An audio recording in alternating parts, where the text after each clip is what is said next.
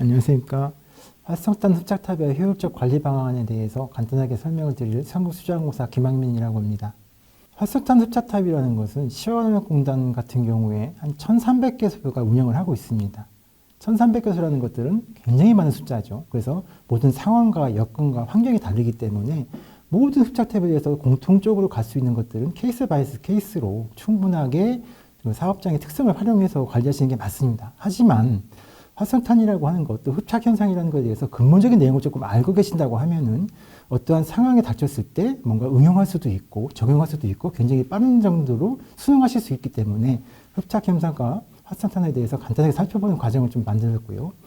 활성탄이라는 것들에 대해서 어떻게 활용되어 있고 어떻게 만들어지고 어떻게 재생하는가 그런 근본적인 내용, 상식 순위에서 알 수 있는 내용들을 좀 한번 잡아봤습니다. 그 다음에 그런 다양한 활성탄들을 담는 그릇인 활성탄 흡착탑은 어떤 기준으로 만들기 때문에 우리가 이런 정도에 대해서 관심을 갖고 관리를 해야 되는가 살펴봤었고요. 또 마지막에 있는 활성탄 공동생산 파트는 딴 건 아닙니다. 반월시아 산단에서 특화되어 있는 어떤 서비스 체계가 된다고 생각하시면 될 것 같습니다. 그래서 활성탄 공정재생이라는 것에 대해서 간단하게 소개를 드리고 또 홍보 차원에서도 말씀드리는 순서로 진행을 하겠습니다. 자, 첫 번째는 흡착 현상과 활성탄입니다. 보시는 것처럼 물질 전단이라는 것은 매우 중요한 프로세스다. 특히 화학 분야에서 대부분의 사물은 화학 성분의 집합체다. 그렇게 일단은 적어놨습니다.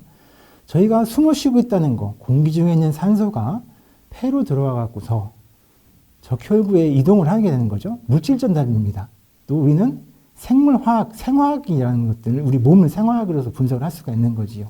그러니까 물질 전단이라는 것들은 바깥에 있는 물질이 어떤 과정을 통해 갖고서 다른 데 전달되는 것, 그걸 이용하는 것인데 대교의 물질 제어 분야에서 굉장히 많이 활용하는 물질 전달 활용하는 분야가 흡착과 흡수라는 겁니다.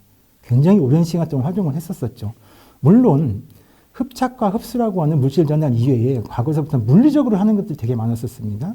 특히 이제 먼지 물질을 제거하기 위해서는 집진 장치가 종류가 있었었는데 관상력 집진 장치도 있었었고 뭐 친강형 집진 장치도 있고 전기 집진 장치도 있었었죠. 그런 애들은 다 이제 물리적인 힘을 이용하는 데 반해서 흡수와 흡착은 물질 전달 원리를 이용하는 거죠.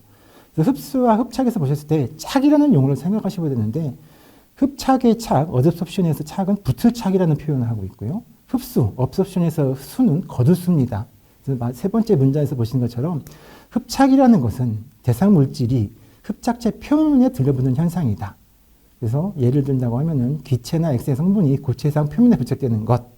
그래서 병 같은 데에 물이 더운 여름날 시원한 병을 내놨을 때 물이 붙는 것도 흡착이라고 표현할 수가 있는 것 같아요.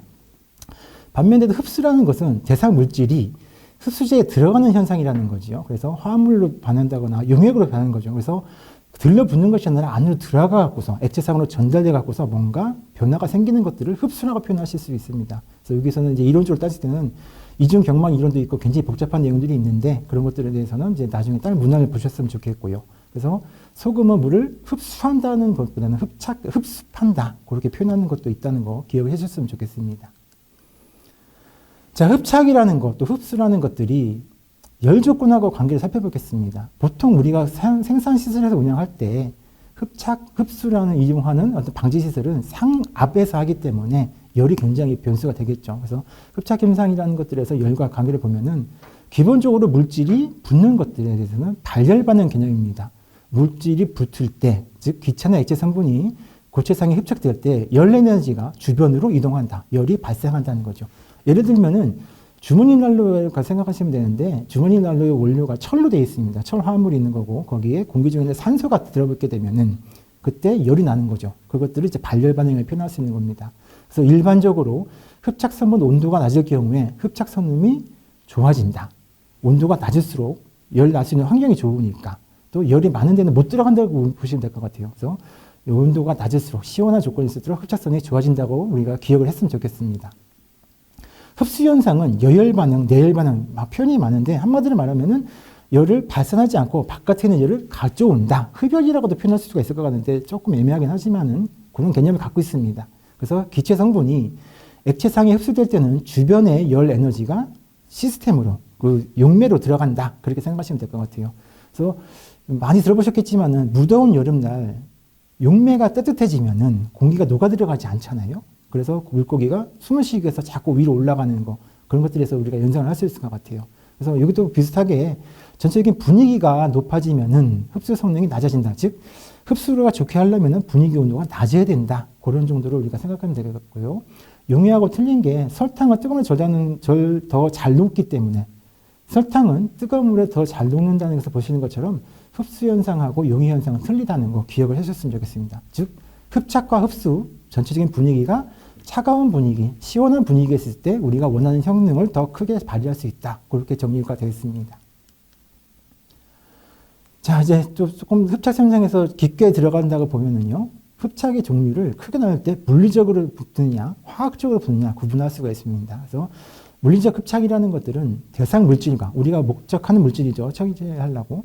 흡착제 간의 물리적인 힘입니다. 아주 작은 인력, 굉장히 미세한 힘에 의해서 살짝 늘어붙은 형태입니다. 그래서 그것들을 이제 반드르바스 힘이라고 표현을 하고 있고요.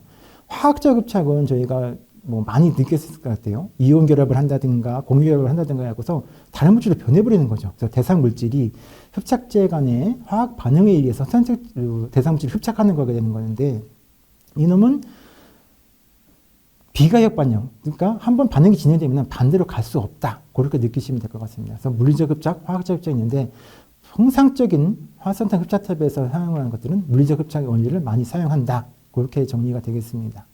흡착제는 물과의 친화성 갖고서 우리가 어떤 흡착제를 사용할 것인가를 이해해도 구분해도 상관없을 것 같아요. 그러니까 물과의 친화성이라는 것은 물을 좋아하느냐, 친수성, 물을 싫어하느냐, 소수성이라고 구분되는 건데, 표에서 보시는 것처럼 비극성 물질, 유기물질, 포화기류 물질 다 각각의 정의는 틀리지만은 이 물질들은 물을 싫어하는 물질들입니다. 소수성 물질이고요. 극성 물질, 무기물질, 북화계 물질이라고 하는 것들은 물하고 잘 섞일 수 있는 물질이다. 그렇게 보셨으면 좋겠어요. 그래서 물을 싫어하는 물질들을 흡착하는 것들은 탄소질 흡착제. 흔히 얘기하는 활성탄을 사용하시는 게 맞고요.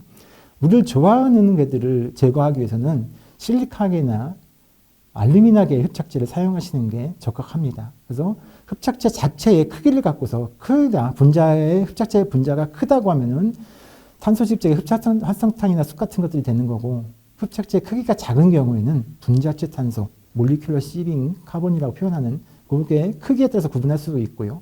또 마찬가지로 실리카나 알루미늄 계열도 분자 크기에 따라서 저렇게 합성 제일로이드라든가 실리카겔, 알루미나겔 그렇게 구분할 수가 있습니다. 그래서 대표적인 극성 용매, 즉 물을 좋아하는 애들은 물 자체, 에탄올, 아세톤 같이 물에 잘 녹아가는 용재료를 생각하시면 될 것 같습니다. 활성탄 내부 구조를 볼게요. 이제 아까 물리적 흡착, 화학적 흡착 다 활성탄 내부 구조에서 이루어지는 겁니다. 지금 그 그림에서 보시는 것처럼 조금 큰 라지 오르가닉 몰리큘이라고 하는 거죠. 좀 덩어리가 큰 오염물질, 스몰 오르가닉 몰리큘들은 이제 덩어리가 작은 오염물질입니다. 크기가 작은 애들이죠. 그런 애들이 활성탄 내부에 무수히 많은 기공의 종류도 대기공, 중간기공, 미세기공 세 가지로 구분할 수 있죠. 그런데 다 들러붙게 되는 겁니다. 그래서 미세기공에 들어가는 물질이 따로 있는 거고 크기에 따라서 틀린 거죠. 아주 작은 애들은 대기공에 잘 붙지는 않습니다. 그냥 들어갔다까지 쭉 들어가서 여기 미세기공, 마이크로포에 안착해갖고서 흡착이 되는 거고요. 그렇지 않은 애들, 큰 애들은 입구를 막아버리게 되는 거고, 만약에 여기가 입구가 막혀버린다. 밑에 있는 기공은 오염물질들이 접근할 수 없기 때문에 흡착 현상이 이루어지지는 않습니다. 그래서 대기공의 크기는 직격 500옴스트롬, 뭐 이렇게 범위가 있는 거 학술적으로 정해진 범위니까 그냥 참고하시면 좋겠고요. 오른쪽에 있는 그래프가 활성탄의 기공의 특성을 보여주는 겁니다. 밑에 있는 옹스트롬인 것은 나노미터보다 한 칸 더 작은 겁니다. 0.1 나노미터가 되는 거죠. 아주 작은 거죠.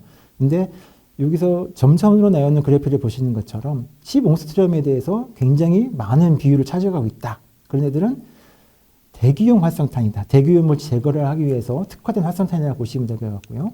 이렇게 다양한 입자의 크기가 분포가 되어 있는 애들은 물에서 수처리를 이용해서 하는 활성탄이다 생각하시면 되는데, 이게 이론적으로 이렇게 되어 있지만 활성탄을 제조하는 과정 중에서 저렇게까지 세밀하게 제조하는 경우는 많지는 않습니다. 특히 우리가 산업 현장에서 사용하는 대기오염 물질을 제거하기 위해서 활성탄에 사용하는 흡착탑에 사용하는 활성탄은 이렇게까지 세밀하게 하지는 않고 그냥 이런 개념적으로 가스 분자는 작으니까 역시 미세계공의 발달한 활성탄을 쓰는 게 유리하겠구나. 그 정도로 우리가 알고 갔었으면 좋겠습니다. 자, 활성탄 형상에 따른 분류입니다. 활성탄 형상. 어떤 모양새를 갖고 있느냐, 그거죠. 그래서 물리적 형상을 기준으로 해갖고서 크게는 분말 활성탄, 입상 활성탄, 섬유상 활성탄, 허니컴상 활성탄 구분하고 있는데요. 섬유상과 허니컴 활성탄은 굉장히 자주 사용하지는 않습니다. 정말 많이 사용되는 것들은 이제 입상 활성탄이 되는 거죠. 그래서 입상 활성탄 중에서는 이제 그것들의 형태가 파쇄된 형태로 되어 있느냐, 흔히 얘기하는 맥심 커피 같은 그 알갱이로 되어 있는 것들을 이제 파쇄 활성탄. 그다음에 저희가 담배 필터에 들어가는 경우가 있었었죠. 뭐 에세라든가 이상한 담배 같은 데 보면은 활성탄이 이렇게 들어가는 경우가 있습니다. 그럴 때는 이제 담배 필터 모양으로 생긴 것들, 원주형이 생긴 게 많은데 그거를 이제 조립 활성탄이다. 영어로 하는 사람들은 이제 펠렛형이다. 그렇게 표현을 하고 있습니다. 그래서 용어가 분말, 입상, 입상 쪽에서도 파쇄냐, 조립이냐. 조립 중에서는 대부분은 이제 원주형을 많이 사용하고 구형은 저희들이 황토벌 같은 거에 보시는 것처럼 있는데 구형보다는 원주형을 더 많이 사용하고 있습니다. 이 섬유상 활성탄은 굉장히 가벼운 게 특성이죠. 나중에 자료에 조금 살짝 나와 있는데 탄소 섬유에다가 잘 가공을 해갖고서 미세경을 많이 만든 거다. 굉장히 가벼운 특성이 있다. 그런 걸 갖고 있고요. 이 허니컴상이라는 것들은 그 그림에서 잘 안 보일 수도 있겠지만은 저 네모나거나 동그란 활성탄 자체의 내부에 구멍이 많이 있습니다. 그 구멍은 아까 말씀드렸던 옹스트롱 단위의 구멍이 아니라 2mm, 4mm 뭐 그런 식의 구멍이 쭉 뚫려 있는 거죠. 만약에 오염물질들이 이렇게 활성탄이 막 빼곡하게 파쇄나 분말이나 조립 활성탄이 빠삭하게 차이는 곳에 오염물질 들어갈 때는 기체가 어디로 흘러갈지 굉장히 복잡하고 암수도 많이 걸리는 반응에 비해서 이 허니컴상은 공기가 통과할 수 있는 유로가 쭉 연결되어 있는 거죠. 그래서 암염성술이 굉장히 없고 활성탄 구석구석까지 오염물질이 접촉할 수 있는 개연성을 크게 해주는 그런 장점이 있습니다. 그래서 허니컴 자체는 점토하고 활성탄 원료를 섞어서 만든 거다. 그렇게 보셨으면 좋겠고 나머지 분말 활성탄, 입상 활성탄은 활성탄 자체 원료를 갖고서 그냥 만든 거. 섬유상은 섬유를 이용하는 데다가 기공을 많이 만들어 놓은 거. 그렇게 보셨으면 좋겠습니다. 또 특히 또 분말 활성탄 경우는 대기오염 물질을 처리하기 위해서 사용을 하지는 않습니다. 분말 활성탄은 수처리 과정 중에서 물이 혼탁했을 때 물에다가 확 뿌린다든가 그런 용도로 사용하고 있는 것이 이제 분말 활성탄이 되는 거고 그 종류가 이렇게 구분되고 있다는 것에 대해서 말씀드렸습니다. 자, 활성탄 형상에 따른 분류 말고 이제 원료에 따른 분류를 좀 할 수가 있겠는데요. 원료는 식물질 원료가 있느냐, 석탄질을 사용하느냐, 또 최근에 이제 석유나 폐기물에 대해서 관심이 굉장히 많습니다. 활성탄 만드는 원료로 해서 또 동물질까지도 있습니다. 그래서 식물질 중에서 가장 많이 사용하는 것들은 야자 껍질입니다. 야자 껍질, 야자각이라고 표현을 하죠. 야자각 활성탄, 야자 껍질 얘기하는데 이거는 동남아 지역 같은 데 가면은 엄청나게 많이 쌓여 있죠. 갖고 와서 잘 처리해서 식물질 활성탄을 만들게 되면은 강염에서 굉장히 유리하죠. 그냥 갖고 오면 되는 거니까. 석탄질 활성탄이라는 것은 갈탄, 무연탄, 유연탄, 역정탄 아무거나 다 사용해도 되는데 역정탄이 활성탄 흡착탑에 사용되는 활성탄을 많이 만들고 있습니다. 근데 얘는 캐내야 되는 어려움 또는 노천탄광이라고 하더라도 갖고 올 때 먼지가 많이 발생되는 그런 어려움이 좀 있죠. 석유질 뭐 연구 단계입니다. 동물질 그냥 연구 단계라고 표현하시는 게 맞으세요. 근데 최근에 폐기물질 활성탄, 특히 합성 수질을 이용한 활성탄에 대해서는 연구가 상당히 많이 진척이 되어 있습니다. 그래서 우리가 못 쓰는 활성탄, 우리가 사용하지 못하는 플라스틱, 폐플라스틱을 갖고 와서 잘 가공해서 활성탄을 만들 수 있는 물질 순환, 자원 순환의 관점에서 또 얘가 흡착성만 보증이 된다고 하면은 굉장히 유용한 자원이 되는 거지요. 그렇게 해서 원료에 따라서 그걸 구분되는데 국내에는 식물질과 석탄질이 굉장히 많이 사용된다. 그렇게 기억을 해주셨으면 좋겠고요. 활성탄은 모든 것들이 다 만들 수 있어요. 기본적으로 연소가 될 수 있는 물질은 무엇이나 활성탄 연료를 활용이 가능하다.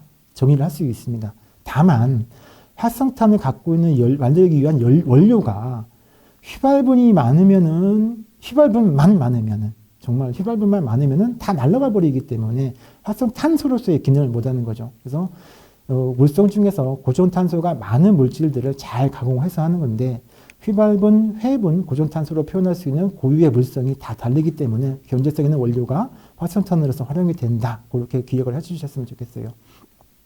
자, 식물질, 석탄질, 활성탄은 고존탄소가 굉장히 많습니다. 그래서 활성탄을 많이 사용하고 있다. 폐기물질도 당연히 고존탄소가 많겠지만은 아직은 연구 단계에 있다. 그렇게 기억을 해주셨으면 좋겠어요. 자, 활성탄에 대해서 이제 조금 더 정리를 해보면은요. 활성이라는 것은 activate를 의미하는 거예요. activated. 그래서 활동한다, 살아서 있다 그런 의미로 장명을 했다고 하더라고요. 근데 이건 믿거나 말거나 할 수도 있겠지만 워낙에 이제 이게 붙었으니까 또 일본에서 만든 용어일 것 같아요. 활성이라는 용어 자체를. 근데 활성에서 실질적 의미는 활성탄 내부에 무수히 많은 기공이 존재하는 것을 의미합니다. 다른 건 하나도 없어요. 기공이 굉장히 많은 탄소 덩어리다. 그걸 의미하는 게 활성탄인 거죠. 그래서 활성탄을 이렇게 지퍼백 같은 데다 잘 넣어놓고서 이렇게 보관을 하게 되면은 활성탄 내부에 있는 가스가 점점 팽창을 하게 돼요. 왜요? 그 뜨거운 분위기의 온도가 가면서 부풀어 오르고 또 외부 온도가 낮아지면은 공기가 응축되기 때문에 봉지가 또 낮아지고 그런 거 보고서 활성탄을 만들었다는 설도 있는데 이런 방법들은 우리가 지금 사용하는 활성탄이 기공이 많으냐 적으냐를 판단하는 지표로 사용할 수도 있을 것 같아요. 우리가 표현은 안 해놨지만은 활성탄에서 기공이 많은가를 가장 쉽게 알아볼 수 있는 것들은 종이컵에다가 물을 담아놓고 활성탄을 집어 넣어보는 거죠. 그래서 활성탄을 물속에 집어 넣어봤을 때 미세한 그 기포가 뽀글뽀글 많이 올라오는 정도가 많으면은 얘는 정말 기공이 많아서 활성화가 많이 잘 된 활성탄이구나. 거품이 안 올라오면은 아니면 조금 올라오면은 얘는 활성화 정도가 낮기 때문에 오염물질을 흡착하는데 조금 한계가 있을 수 있겠구나. 그렇게 우리가 유추를 할 수가 있는 거죠. 간단하게 현장에서 테스트 하는 방법 중에 하나가 이렇게 물컵에다 놓는다든가 봉지에 넣어갖고서 어떤 온도가 분위기의 온도가 다른 곳에서 복원해갖고서 그 봉지가 움직인다든가 기포가 올라가든가 그런 걸 살펴보는 것도 활성화가 어느 정도 됐는가를 간접적으로 살펴볼 수 있는 지표가 됩니다. 그래서 그냥 활성탄은 아까 말씀드린 것처럼 다양한 원료를 갖고서 만들 수 있는 거예요. 제조라는 것들이 다양한 유기물이 함유된 활성탄 원료에 아까 말씀드린 것처럼 다양한 원료가 있습니다. 탈 수 있는 것들은 모든 원료가 대상이 되는 거예요. 근데 걔네들을 탄화시키는 거예요. 탄화시키는데 그걸 이제 우리가 열분해라고도 표현하고 열가 있는데 탄화시킨다는 것은 산소가 희박한 조건으로 이제 열을 가해준다는 겁니다. 산소가 많으면은 산화가 돼버리죠. C가 O2랑 만나서 CO2에서 그냥 가스 형태로 날아가 버리는 거예요. S가 SO2에서 날아가 버리고 H가 H2에서 날아가 버리고 산소가 없는 조건이 굉장히 중요한 거죠. 산소가 없는 조건에서 열을 가하게 되면은 아까 말씀드린 것 중에서 휘발분이 있죠. 휘발성 물질들은 다 빠져나갑니다. 증기돼서 나가는 거죠. 오염물질이 많이 발생하겠죠. 당연히. 그거 처리해야 됩니다. 활성탄 만들 때. 대신에 탄소 덩어리들은 그 온도에서는 안 날아가기 때문에 휘발성 물질하고 탄소 덩어리의 그 기화되는 온도가 틀리거든요. 비점이 틀리거든요. 그래서 500도 정도로 주게 되면은 탄소 알갱이든 탄소 구조물은 그대로 남아있고 휘발분 애들만 싹 빠져나갑니다. 물론 그 중에서는 타는 성분도 있기 때문에 500도에서 타는 성분도 있기 때문에 그들은 애쉬 형태, 재 형태로 남는 거죠. 재는 활성화 기능은 없습니다. 부수물이라고 보시면 될 것 같아요. 일단 그렇게 열을 주어갖고서 탄화시킨 다음에 수증기나 불활성 기체를 그 탄화된 물질에다가 쏴주면은 공급이 더 많이 생기게 돼요. 그것들을 이제 우리는 활성화다 그렇게 표현을 합니다. 800도에서 운전을 한다고 하더라고요. 그렇게 해서 휘발분을 날려버리고 수증기나 불활성 기체를 집어넣고서 기공이 많이 생성되게 하는 것들이 활성탄이고 그렇게 그런 방식으로 활성탄을 생산하고 있습니다. 그래서 이제 아까 그 형상에 따라서 봤었던 분말 활성탄부터 제조 방법이 보이는데요. 기본적인 내용은 다 같습니다. 그래서 분말 활성탄 제조 방법은 야자 껍질이나 석탄을 갖고 와서 아까 말씀드린 대로 산소가 없는 상태에서 열을 막 가해요. 휘발분 날려버리죠. 이제 탄소 알갱이만 남아있겠죠. 회분하고 그 분쇄를 해갖고 활성화시키기 위한 수증기나 불활성 기체를 쏴주면 이제 활성화가 됩니다. 기공이 많이 생기는 거죠. 그걸 잘 건조시키고 아직도 알갱이가 크면 적절히 분쇄를 해갖고서 안 맞은 크기, 분말 크기, 밀가루 정도로 만드는 거죠. 그렇게 해갖고서 이제 포장해서 만드는 것들이 이제 분말활성탄 제조 공정이 되는 거고요. 파쇄활성탄은 아까도 보셨던 것처럼 알갱이 형태라고 보시면 될 것 같아요. 편마암 조각 같은 것 형태가 되는 수도 있는 거고요. 그래서 똑같아요. 공정은요. 야자각이나 석탄을 갖고 와서 탄화를 시키고 분쇄를 해갖고서 활성화시킨 다음에 건조 포장을 합니다. 분쇄할 때 입도 분리를 하는 거죠. 분쇄와 입도 분리가 같이 있는 거죠. 분쇄해갖고서 적정한 크기로 메쉬별로 쫙 구분해갖고서 얘는 수채용으로 사용할 수 있을 것 같아. 얘는 대기용으로 사용할 수 있을 것 같아. 그런 식으로 이제 상품별로 구분해갖고서 이제 만드는 것들이 이제 파쇄활성탄이 되는 거고요. 주립활성탄은 조금 틀립니다. 주립활성탄은 어차피 야자객도 있긴 있다고 하는데 석탄계가 더 많다고 합니다. 석탄을 잘 부셔갖고서 하는데 접착물질을 넣는 거예요. 전기질이라고 표현되어 있는데 석탄과 석탄들이 잘 뭉칠 수 있도록 끈끈한 물질을 섞어줘 갖고서 성형을 하는 거죠. 그래서 구형이 됐든 아까 말씀드렸던 원주형, 펠렛 타입이 됐든 여러 가지 성형을 한 다음에 성형한 것들을 다 쪼개 갖고서 탄화를 시키고 탄화시키면서 전기업체 중에서도 날아갈 건 다 날아갑니다. 물론 석탄에 있는 휘발유도 다 날아가겠죠. 탄화시키고 활성화시켜서 건조하고 입도별로 구분한 다음에 포장해서 이제 조립 활성탄을 생산하는 겁니다.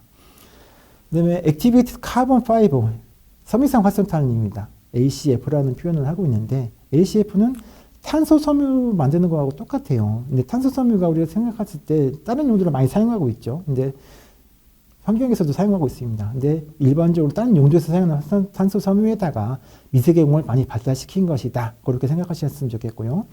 제품은 석유화학 제품에서 시작하는 겁니다. 그래서 아크릴계가 되냐, 피치계가 되냐, 셀룰로스계가 되냐, 페노스지계가 되냐, 어떤 그 원료 물질에 따라서 다 틀리죠. 뭐, 그 탄소 섬유 만드는 분들의 역할이니까. 그것들 섬유 형태를 만들고, 내염 처리, 불에 붙으면 안 되니까요. 내염 처리하고, 섬유 형태를 만들고, 탄화시키고, 활성화시켜서 만들어내는 것들이 섬유상 활성탄이다. 기본 구조는 탄화, 산소가 없는 조건에서 유기 성분을 다 빼내고, 정확하게 고정된 탄소만 갖고 있는 상태에서 공기에 많이 흡착할 수 있는, 공기가 많이 모아질 수 있도록 기공을 만드는 활성화 공정을 거쳐서 만드는 것이 활성탄이다. 그렇게 생각을 정리했으면 좋겠습니다. 자, 이런 활성탄, 많은 기공에 있는 애들은 그냥 있는 것이 아니죠. 물질 보유 능력이 크다는 거예요. 거기에 유해 물질, 유기 물질, 뭐 땡길 수 있는 것들을 다 땡겨 놓는 거죠. 흡착하는 거죠. 그래서 화학이라든가 환경이라든가 보건, 안전 분야에서 활성탄을 많이 활용을 하고 있습니다. 그래서 대표적으로는 정제 공정, 그다음에 회수 공정, 분별 공정, 그렇게 이제 학문적으로는 나누고 있지만은 편하게 생각하시면 돼요. 탈색, 우리가 원하지 않는 색깔을 뺀다. 아니면은 냄새, 아무 원하지 않는 것들을 탈취하기 위해서 사용한다. 유해가스 제거, 용매 회수, 담배 필터에서 유해물질 제거해주는 것도 역할도 있죠.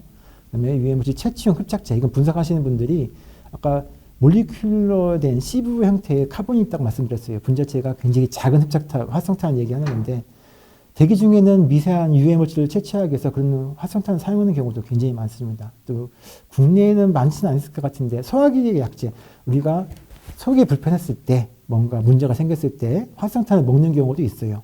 조금 약간 시골 같은 약국에 가시면은 활성탄을 약으로 주시는 경우도 있습니다. 그런 식으로 해갖고서 물질을 흡수해갖고서 빼내는 기능을 많이 하는 것들이죠. 자, 활성탄이라는 게 기공이 여러 가지가 차이가 있다고 말씀드렸었어요. 근데 활성탄이 모든 물질 다 잡는 것은 아니고요. 경쟁적으로 잡습니다. 경쟁 흡착이라는 표현을 얘기를 하는데 일반적으로 분자량이 작은 물질이 흡착되어 있더라고 하더라도 그 활성탄이 입자가 작은 애들을 꼭 잡고 있다고 하더라도 분자량이 큰 물질이 딱 들어오게 되면은 작은 물질은 바깥으로 튕겨나가요. 흡착되고 있다고 하더라도 다른 물질이 들어와서 활성탄을 좋아하는 애들이면은 보통 이제 분자량이 큰 물질이기 되면은 기존에 있던 물질을 뱉어내는 겁니다. 이거는 물리적인 흡착이기 때문에 그렇게 가능한 거, 그런 현상이 나타나는 거거든요. 우리가 조심해야 될 부분이 이겁니다. 산업시설에서 여러 가지 원료 물질을 사용할 때, 이것도 활성탄이 좋아하는 물질이고, 얘도 활성탄이 좋아하는 물질이야. 두 개 다 잡을 수 있어. 라고 생각하시는 거는 약간의 오해 소지가 있어요. 활성탄이 조금 더 좋아하는 물질을 더 많이 잡으려고 하기 때문에 서로 경쟁적으로 흡착해갖고서 다른 물질이 바깥으로 흡착이 안 되고 나갈 수도 있다. 그것도 좀 기억을 했으면 좋겠습니다. 자, 그 다음에 지금 반월시화 산단에서 활성탄 저희들이 갖고 와갖고서 얼마만큼 애들이 활성화가 되어 있는가 간접적인 지표로 요도가를 평가를 해요. 요도를 강제적으로 활성탄에 집어넣었을 때 요도를 얼마만큼 흡착하는가를 평가해갖고서 수치를 나타내는 건데 활성화가 되지 않는 활성탄 사용하시는 사업장이 상당수 있습니다. 당연히 가격이 낮은 물질을 사용하기 때문에 그런 거죠. 그래서 그런 애들을 저희들은 이제 차라고 표현을 해요. 차, 차콜, 차 이렇게 얘기하는데 차라는 것들은 to burn and become black. 뭔가 타갖고서 까맣게 되는 일을 의미하는 겁니다. 아니면은 to burn something. 뭔가가 타갖고서 그렇게 되고서 애들이 까맣게 된 것들. 까만 것들은 활성탄은 아니에요. 석탄도 아니 숯이죠. 숯. 우리가 숯도 활성화 공정을 안 거치게 되면 차수준밖에 안 되는 거죠. 활성화 공정이라는 것은 굉장히 중요한 거고 기공이 많은 것들이 활성화탄이다. 그렇게 생각하시고 모양이 같고 시커먼 알갱이를 쌍갑에 갖고 와서 활성탄이라고 생각해서 사용하시는 것들에 대해서는 정말 철저하게 막아주셔야 됩니다. 자, 활성탄 활용과 재생, 이제 VOC가 가장 대표적인 게 환경 분야입니다. 활성탄은 VOC 때문에 많이 사용한다. VOC라는 것은 휘발성 유기 화합물질이 되겠죠. 뭔가 휘발성, 볼라타일하면서 오가닉한 물질들, 휘발성 유기 화합물질, 너무 종류가 많은 것 같고서 저희들이 이제 일일이 얘기를 할 수 없는데 제일 만만하게 편하게 얘기하는 것이 BTEX, 벤젠, 톨루엔, 에틸벤젠, 자일젠유 얘기하는 거고요. 주로 발생하는 그 산업 현장은 석유화학 산업, 엄청 대량으로 발생하게 되겠죠. 그다음에 도료 제조하는 것들, 페인트 제조하는 것들, 금속 도장할 때 저희들이 분무하는 공정에서 또 인쇄 공정, 그라비아 인쇄할 때도 무지막지하게 많은 VOC가 발생할 수가 있는 거고요. 또 자동차 운행할 때도 적당량의 나오죠. 하이드로카본은 우리가 항상 검사해 갖고서 불합격 맞으면 다시 또 검사하고 들어가지 않습니까? 자동차 운행에서 하이드로카본이라고 낙스를 잡는 것들이 아까 앞에서 봤었던 것 중에서 허니컴을 사용해서 제어를 하고 있습니다. 자, 그런 데서 나오는 물질들은 톨루엔, 자일렌, 아세톤, 메탄올, 에탄올, 스티렌, 헥산, MEK, MIBK, MEK, MIBK, K 되게 위험한 것들이에요. 케톤 이 두 개는 비점이 너무 낮아요. 인화점도 굉장히 낮아요. 40도, 60도에서도 불 붙을 수 있는 물질들이에요. 이놈들을 잡아내는 것이 활성탄이다. 밑에 있는 사진은 그런 대표적인 공정을 저희가 정리해 놓은 거예요. 요거는 딱 보시면 아시겠죠? 도장 공정입니다. 여기에 철 구조물을 갖고 와서 스프레이 건으로 도장을 하는 그런 공정이죠. 오른쪽은 그라비아 인쇄 공정이고요. 자, 이런 산업 현장에서 활성탄을 이용해 갖고서 VOC를 많이 제어합니다. 그런데 활성탄이 VOC를 굉장히 좋아해요. 흡착도 잘하고. 하지만 만능이 아니에요. 저농도에서 활성탄이 효과가 있어요. 중농도만 되더라도 교체를 굉장히 빨리 하기 때문에 경영자 입장에서 또 환경관리 입장에서는 굉장히 불편한 물질이긴 해요. 그래서 고농도로 발생하는 것, 특히 석유화학 단지 같은 경우에는 고농도의 VOC가 발생하는데 여기서는 소광이나 응축 같은 방법으로 제어를 합니다. 이 그림이 플레어 스택입니다. 울산 같은 데 가서 보셔서 SK 같은 거 딱 보시면은 여천산단도 마찬가지죠. 칼텍스 가서 보시면은 굴뚝에서 불이 막 나고 있는 게 VOC가 너무 고농도고 그들을 응축해 갖고서 갖고 온다든가 처리해서 사용하기가 경제적이지 않으니까 태워서 없애버리는 거. 플레어 스택 기법, 소각 기법으로 없애는 경우도 있고요. 그다음에 반월시와 산단에도 굉장히 많이 보급이 되어 있죠. 이렇게 RTU를 이용해 갖고서 연소 기법으로 에너지를 세이빙할 수 있는 연소기를 이용해서 처리하는 방법도 있고 대부분의 고농도 VOC는 소각이나 응축이나 이런 방식을 많이 적용해서 처리를 하고 있습니다. 자, VOC 말고 또 적용하는 것이 냄새 유발 물질을 제어하는 거죠. 냄새 유발 물질하고 VOC의 개념을 봤었을 때 냄새 유발 물질에 더 많다고 보시면 될 것 같아요. 냄새 유발 물질이 좀 더 큰 개념이다 보셨으면 좋겠는데, 자, 흡착 성능이 좋은 물질이 따로 있어요. 활성탄이 좋아하는 물질이 아까 있다고 했었잖아요. 물을 좋아하는 애들은 활성탄이 별로 안 좋아하고요. 물을 싫어하는 애들은 활성탄을 좋아해요. 그래서 지방산, 뭔가 느낌이 오시죠? 지방이라는 것 때문에. 그다음에 메르캅탄류, 활성탄이 적당히 잡을 수 있고요. 페놀류도 마찬가지고. 탄화수소류, C하고 H로 되어 있는 화합물, VOC랑 거의 같다고 보시면 될 것 같아요. 그다음에 유기염소 화합물, 에스테르류, 알코올류, 메탄올 제입니다. 케톤류, 아까 말씀드렸었죠. 알데히드 중에서 포르말데히드 제하는 것들은 활성탄이 굉장히 좋아하기 때문에 이 정도 물질들이 생산 시설에서 많이 발생했을 경우 활성탄으로 처리할 수가 있어요. 그다음에 활성탄이 중간 정도, 너무 좋아하지도 않고 싫어하지 않는 물질이 있습니다. 대표적인 것들이 이제 황화수소, 아황산가스, 염소, 포르말데히드, 아민류 이런 애들이 되는데 이 정도의 물질들은 대부분 흡수에 의한 시설을 처리하시는 게 더 편할 수도 있습니다.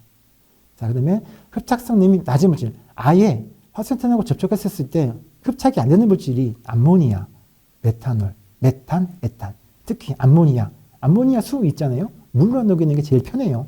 메탄올, 물에가 섞으면 다 녹이기 때문에 흡수한 시설로 충분히 제거할 수 있는 것들이 이제 이런 물질들이 있는 거예요. 그래서 냄새를 제어할 때는 물을 좋아하는 애들, 좋아하지 않는 형태로 구분해 갖고서 활성탄도 적용하는 거랑 똑같다고 보시면 될 것 같고, 이 그림은 너무나 잘 아시겠죠. 아주 전형적인 활성탄 스타트업의 기호입니다. 자, 여기서 오염물질이 들어오고 첫 번째 까맣게 되어 있는 부분은 전처리 필터가 됩니다. 전처리 필터 기능 무시하시면 안 되는 거 좀 이따 말씀드리겠지만 전체 리피터 관리 잘 해주셔야 되고 전체 리피터 위에 있는 압력계, 압력 손실을 보는 거죠. 이쪽에 하고 나가는 출구, 입구와 출구 쪽에 압력을 고용해갖고서 활성탄의 오염물질이 얼마큼 찼는가를 간접적으로 볼 수 있는 지표가 되는 거고 여기가 이제 활성탄이 쌓여있는 그런 공간이 되는 거고 연도를 통해서 송풍기를 갖고서 이제 굴뚝으로 빠져나가는 구조.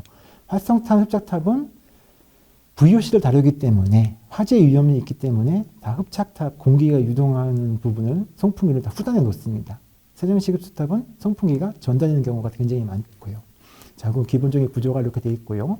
자, 냄새 유발물질 제어를 다시 돌아가고서 그럼 흡착 성능이 좋고 안 좋고 정말 안 좋은 애들은 어떻게 하느냐? 안 좋은 애들 처리하기 위해서 만든 게 이제 첨착 활성탄이라는 게 있습니다. 첨착은 뭔가 붙였다는 얘기예요. 첨가해서 부착했다. 근데 대중적으로 사용하지는 않아요. 굉장히 특별한 경우에 뭔가 가공을 했으니까 우리가 일반적으로 사용하는 활성탄은 비싸겠죠. 그런 경제성 문제 때문에 특별한 경우가 아니면 사용하지 않는데 기본적인 원리는 복잡하게 생각하지 않아도 돼요. 흡수하고 똑같습니다. 산성가스를 처리하기 위해서는 알칼리성 물질하고 결합을 해서 중화시키면 되는 거고요. 염기성 가스를 처리하기 위해서는 산성 물질에다가 합쳐줘 갖고서 중화시켜서 처리하면 된다. 기본적인 내용이죠. 그래서 황화수소 같이 산성가스를 처리하는 경우에는 수산화나트륨, NaOH죠. 엄청 많이 사용하시죠. 또 탄산나트륨 아니면은 NaOCl 그런 것들을 이용해 갖고서 이제 그런 물질을 처리하는 하는 건데 활성탄에다가 아까 말씀드렸던 수산화나트륨 안들을 담그는 거예요. 담궈서 코팅을 해주는 거죠. 그러면은 코팅된 안들하고 산성가스하고 결합을 해갖고서 다른 형태, 안정한 형태로 가는 거. 염기성 가스도 유사한 개념입니다. 황산이나 인산 같은 애들을 활성탄에다 묻혀놓고서 염기성 가스, 암모니아가 아까 활성탄이 굉장히 싫어하는 가스였었잖아요. 근데 황산하고 암모니아가 붙으면은 중화가 반응이 돼갖고서 암모니움이 바뀌어갖고서 우리가 처리할 수가 있는 거고. 중성가스, 할로겐유를 사용해요. 특히 이제 철을 많이 사용한다고 하는데 할로겐유 사용하는 건 굉장히 위험하니까 좀 불안하죠. 그 다음에 황화메틸이라든가 이황메틸을 슬폰산으로 전환시킨다고 되어 있는데 슬폰산 부식성이 굉장히 강하기 때문에 굉장히 많은 관리가 필요한 물질이라고 보시면 될 것 같아요. 그래서 활성탄은 좋아하는 물질을 당연히 처리하는 건데 싫어하는 물질을 처리하기 위해서 연구를 하다 보니까 첨착 활성탄이라는 것도 생산되고 있다. 하지만 우리가 일상적으로 사용하지는 않는 경우가 대부분이다. 그 정도로 활성탄 활용 방안에 대해서 우리가 좀 정리가 됐으면 좋겠습니다. 자, 기능을 하는 거예요. 활성탄이 무수히 많은 기공의 오염물질을 흡착시켜 갖고서 점점 자기가 흡착하는 성능을 잃어버려요. 잃어버리는 순간에 우리가 이제 활성탄이 파괴가 됐다 이렇게 표현을 합니다. 파괴라는 용어가 굉장히 어색할 수도 있는데 우리가 흔히 얘기할 때는 폐활성탄이라고 표현하시면 돼요. 더 이상 흡착 기능을 기대할 수 없는 활성탄이다 보시면 될 것 같아요. 그래서 활성탄에 처리대상가스를 계속 통과시키면은 일정 시간 후에 흡착하려는 성분이 출구 측에서 감지된다. 굉장히 이제 학술적으로 표현한 거죠. 더 이상 흡착이 안 되는 것, 그것들을 파과라고 표현하는 거고, 브레이크스루, 이렇게 얘기를 합니다. 그림을 한번 보시면은, 흡착대, 이게 한참 오염물질이 활성탄에 늘어붙는 부분이 되는 거고요. 포화 부분, 더 이상 활성탄 기공에 오염물질이 안 붙는 부분, 비흡착 부분, 아직도 활성화되어 있는 부분 생각하시면 돼요. 오염물질의 대상가스를 계속 흘리게 되면은, 점점 흡착대가 내려가고서 궁극적으로 모든 활성탄 층에서 더 이상 오염물질을 흡착하지 못하게 돼요. 밑에서 보시는 것처럼 출구 농도가 0이죠. 윗구 농도에 비해서 굉장히 현격하게 줄어들었죠. 파가점이 요 점이 파가점은 아닙니다. 활성탄이 출구 농도가 올라가는 데까지 표현이 좀 이상하긴 하지만은 활성탄의 출구 농도가 변화가 되는 모든 점이 다 파가점이 될 수 있었어요. 그래서 파가점을 지정하는 것들은 내가 활성탄의 관리를 이 정도에서 할 것이냐, 10이라는 데서 할 것이냐, 20이라는 데서 할 것이냐에 따라서 틀리게 느끼시면 돼요. 그래서 배출효용 기준이 가장 중요한 거겠죠. 우리가 500배를 맞추기 위해서 노력할 때 지금 배출구에서 나가는 것들이 500배가 넘는 순간을 파가점이라고 보셔도 되는 거고, 좀 엄격하게 관리하기 위해서는 뭐 300배 정도까지는 우리가 활성탄 써도 돼. 그렇게 생각하셔도 되는 거. 그래서 파가점이라는 개념을 그렇게 잡으시면 좋을 것 같아요. 네, 오른쪽 그림 파가 곡선으로 되어 있는데요. 자, 좌측 X축은 시간입니다. 100시간, 700시간. Y축은 톨루의 농도예요. 굉장히 높은 농도라고 보시면 될 것 같아요. 자, 그래프를 한번 보시자고요. 이 파란색 그래프는 요오드가를 의미하는 겁니다. 최초의 1000 이상, 1000mg/g. 활성탄 1g이 요오드 1000mg을 흡착시킬 수 있다. 그렇게 표현한 그 내용이에요. 1000짜리가 시간이 지나면서 점점 요오드가가 내려가고, 요오드가가 내려간다는 얘기는 흡착 성능이 적어진다는 얘기예요. 자, 요 톨루의 농도는 처음에는 0이었었죠. 시간이 지날수록 점점 올라가서 100까지 올라가는 거죠. 100 ppm까지 올라가는 거죠. 자, 중간에 여기가 이제 흔히 크로스 오버죠. 변곡점이 겹쳐지는 부분이죠. 그때 당시가 활성탄 요오드가가 600 정도였었습니다. 그러니까 활성탄 1000짜리를 사용해 갖고서 200, 300까지 가게 되면은 벌써 우리가 그 관리 기준을 넘어갈 수도 있습니다. 그러니까 활성탄 적기에 교체해 줘야 된다는 거 굉장히 중요한 요소고, 이게 정의되지는 않았어요.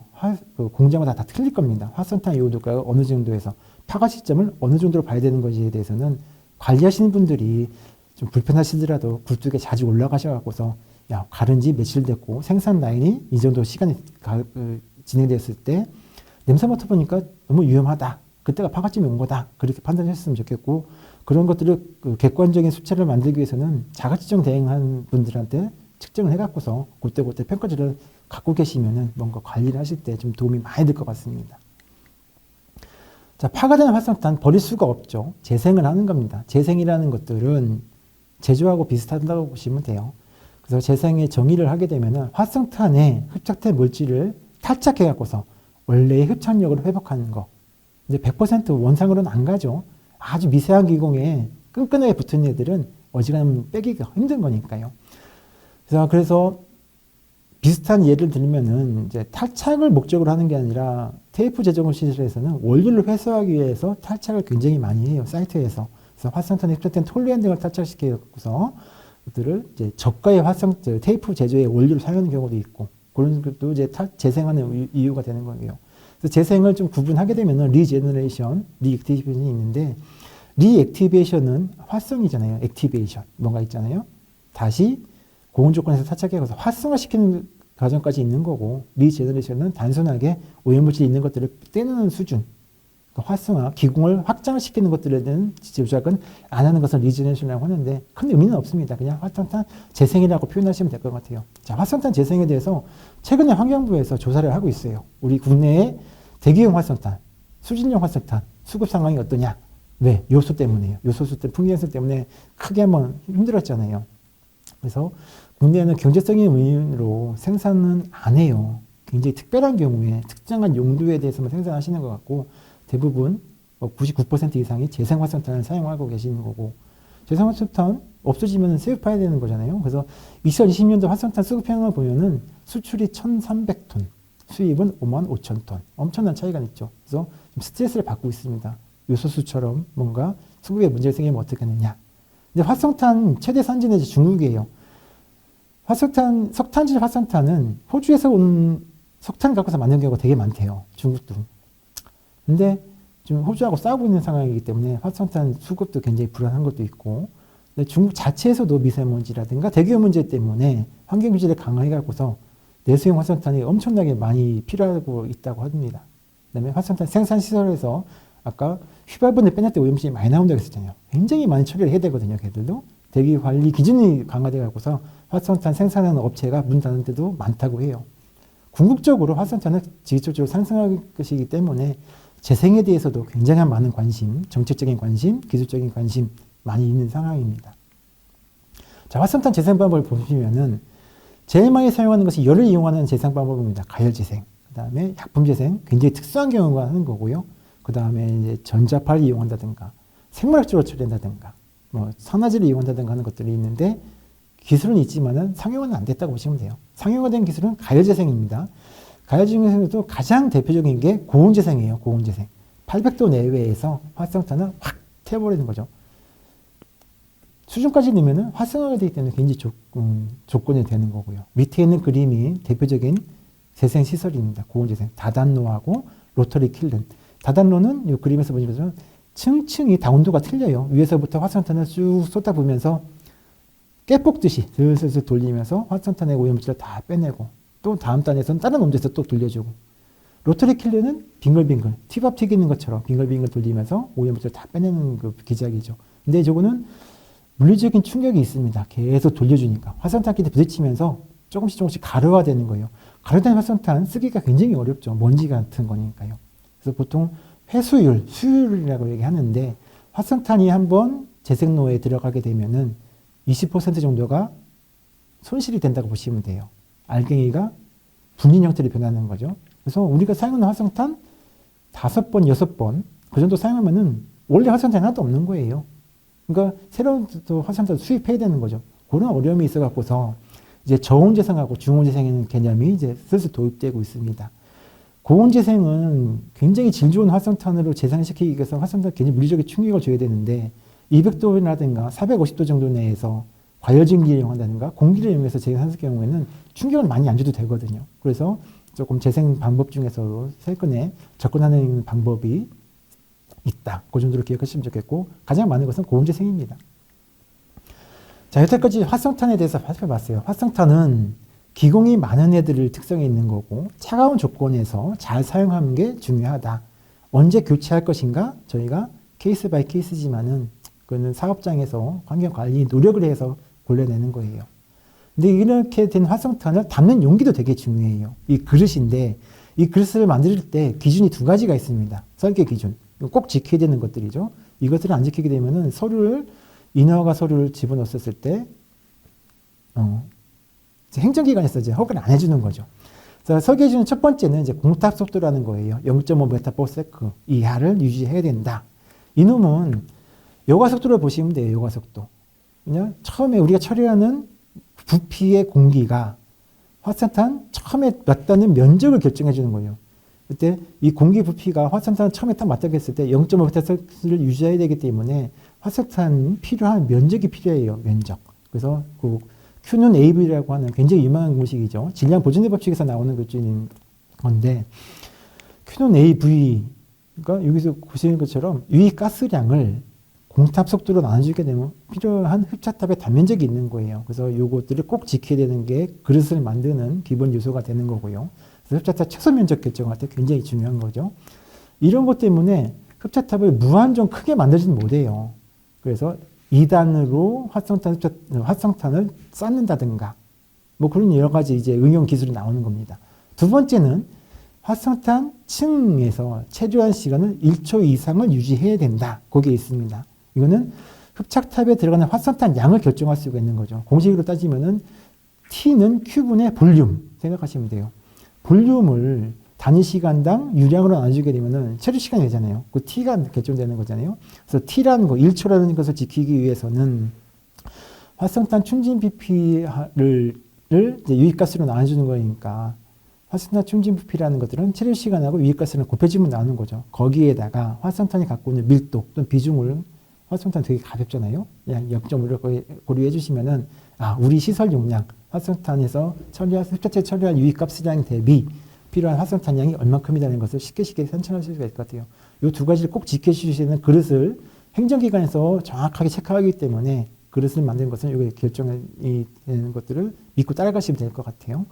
그 다음에 이제 세 번째는 이제 기준은 아니지만은 그래서 대부분 충진 높이를 50cm를 하는 이유가 이제 2가지 규제 때문에 공탑 속도하고 체류 시간을 곱하면 50cm가 나오거든요. 그래서 활성탄 충진 높이가 대부분 50cm로 결정이 된다. 이렇게 보시면 될 것 같고 양파망 같은 거 사용하실 때 50cm 이상으로 쌓이는 경우가 있는데 요새 신규 시설에서는 그거 다 허용이 안 될 겁니다. 그런 것도 이제 최근에 트렌드 변화다 보시면 될 것 같아요.